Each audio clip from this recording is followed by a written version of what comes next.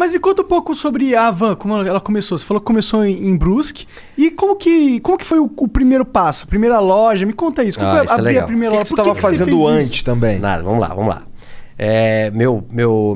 Meus avós foram operários numa fábrica. Meus pais foram operários numa fábrica. E eu fui operário na mesma fábrica durante 7 anos. Eu me lembro que na nossa época, eu tenho 58 anos de idade, né? E na época todo mundo entrava com 14 anos de idade a trabalhar, que também não morria ninguém.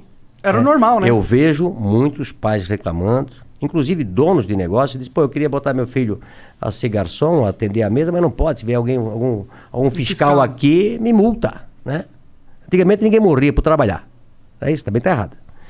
Então, meu pai, eu sempre fui muito estudioso, eu sou disléxico, né? Disléxico é a dificuldade de aprender a ler nos primeiros anos. Tu também? Sim, eu tenho muita dificuldade em ler. Eu também. Nossa, muito difícil. A professora, quando dizia assim, Luciano, continua a leitura. Eu já ia na aula de português tremendo. Eu já ia mal para a aula de português. Eu sempre fui péssimo em português e ótimo em matemática. Eu sempre aprendi a multiplicar e a somar. Dividir. Isso é bom, né? Eu sempre aprendi muito. Essa é boa, né? É somar e multiplicar. Dividir e diminuir, puta, não aprendi nada.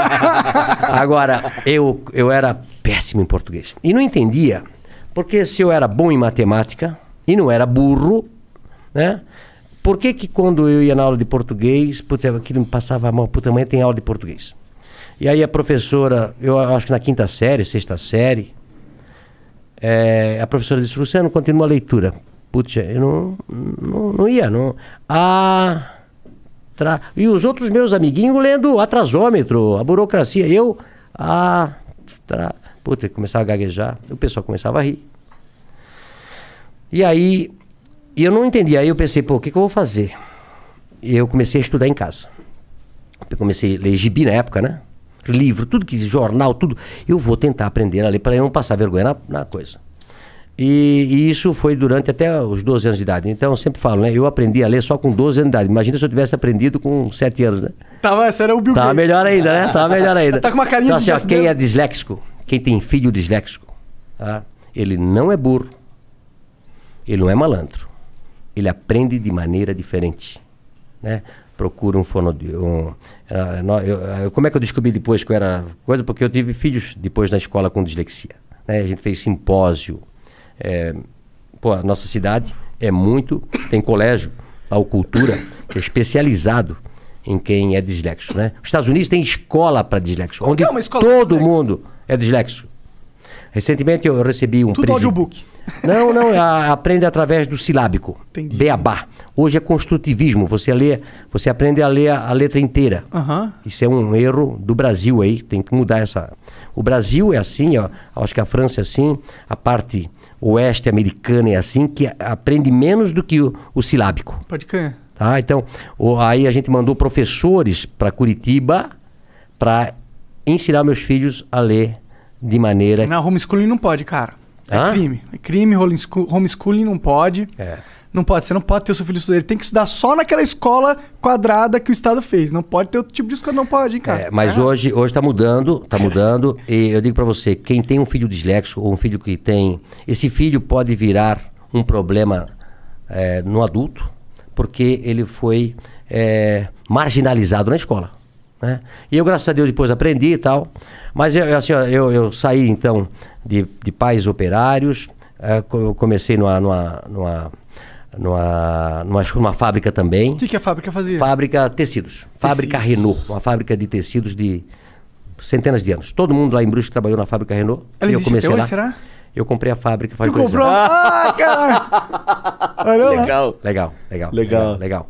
E aí depois de 3 anos eu trabalhei numa expedição. O meu gerente me chama e disse, Luciano, eu era chamado lá até de ligeirinho aí eu corria pra cá, corria pra lá. Eu nunca parei. Eu nunca parei pra conversar. Eu corria nas escadarias, sempre trabalhando, acelerado. Aí um dia ele me chamou, esse meu gerente, e disse, Luciano, você é muito bom pra ficar aqui. Eu te arranjei um emprego de vendedor, lá no outro lado. Tu não queres ir pra lá? Eu disse, puta, vou pra lá. Aí me encontrei. Até hoje eu sou um vendedor. Adoro pessoas, adoro vender, né? E aí depois montei a van com apenas um colaborador do tamanho dessa sala aqui. Tua sala aqui é do tamanho da minha loja que eu comecei. Caramba. O que tu tava pensando quando tu criou a van? Não tô falando assim, não tô falando do que tu ia vender, não. Tô falando... porque assim, a van tem toda uma identidade, né? Isso veio depois... Não veio nessa primeira loja? Não, a loja num bairro, né? Aliás, antes de começar a van, como eu fui vendedor, eu passei a vender tudo o que se fabricava na loja, na empresa, que era uma empresa de 5 mil colaboradores, grande. E também o carro da diretoria, a sucata, tudo que tinha na van, era eu que na Renault na época, eu vendia. Até achei, eu tô com um diretor que está lançando um livro na semana que vem, tem 80 e poucos anos, e ele conta no livro uma história que aconteceu. Ele tinha um Galaxy, você lembra do Galaxy? Carro? Um carro, Galaxy. Por exemplo, no Brasil tinha 5, 6 carros. Um Galaxy, um Opala, uma Kombi e um Fusca. Pode crer. Certo? Né? E na época os diretores tinham um Galaxy. Né? E aí quando ele comprou um outro Galaxy, sobrou um Galaxy lá para vender. E quem chamaram? O Luciano para vender o Galaxy. Né?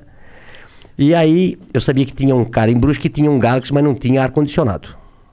Eu disse, pô, eu vou ganhar 2 vezes aqui. Né? Eu disse pro dono do carro, vamos vender o ar-condicionado, que vale uma fortuna, e depois nós vendemos o Galaxy. Né? E fizemos isso.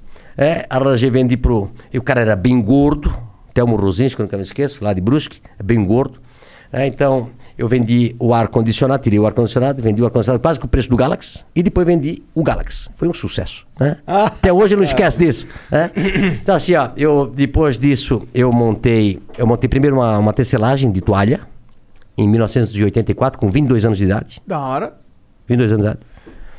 E depois eu montei a van. Por que você tinha esse negócio de montar empresa? Porque seu pai e sua mãe eles eram operários. Eles tinham alguma coisa de montar empresa, né, dentro deles? Não, e meu pai dizia assim, Luciano, eu começava das 7 da manhã às 5 da tarde. E meu pai trabalhava das 5, 1h30. E aí antes de eu ir para o escritório onde eu trabalhava, eu passava no lugar que meu pai trabalhava, que era um subsolo. Trabalhou 42 anos num porão. Meu pai. Caralho. 42 anos. Vitamina D faltava bastante. Pô, coitado. E aí eu dizia, pai, agora eu vou montar uma empresa para mim. Ele disse, estás doido, Luciano? Eu tô aqui a vida toda de operário. Tu já tá naquele escritório bonito ali.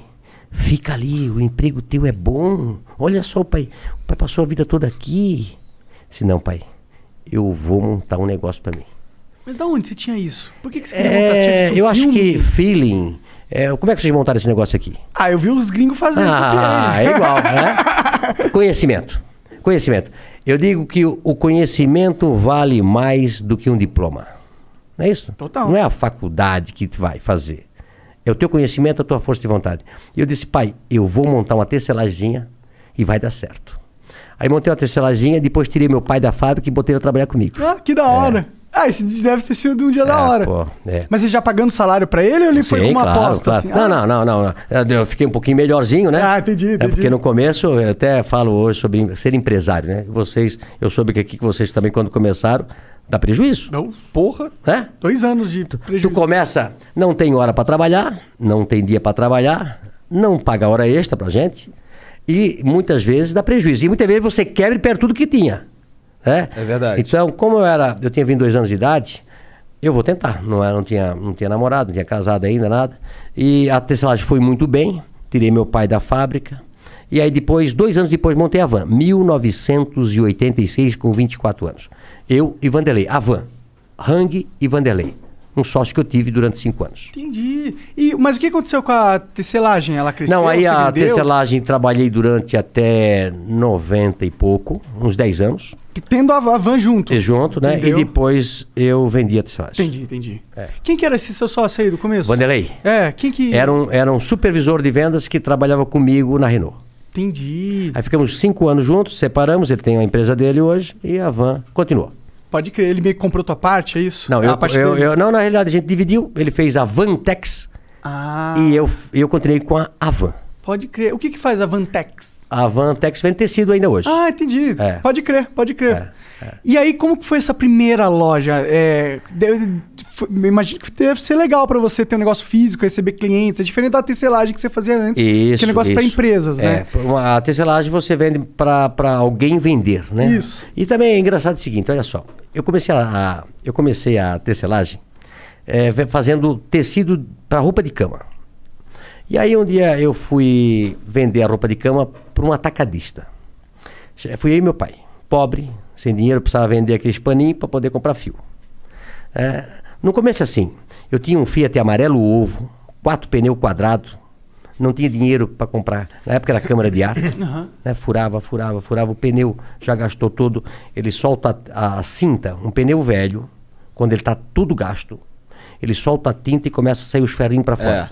É isso? Eu tive carro assim. Um Fiat amarelo, 147. E aí eu fui vender as pecinhas com meu pai. E aí eu cheguei lá nesse lugar e o cara disse, olha, eu pago R$10 essas tuas pecinhas de pano aí. E o preço era 20. Eu disse, pô, mas o meu custo é 20, eu não posso vender por 10. Não, mas é o que eu pago. Tá bom, vendi as pecinhas, precisava de dinheiro.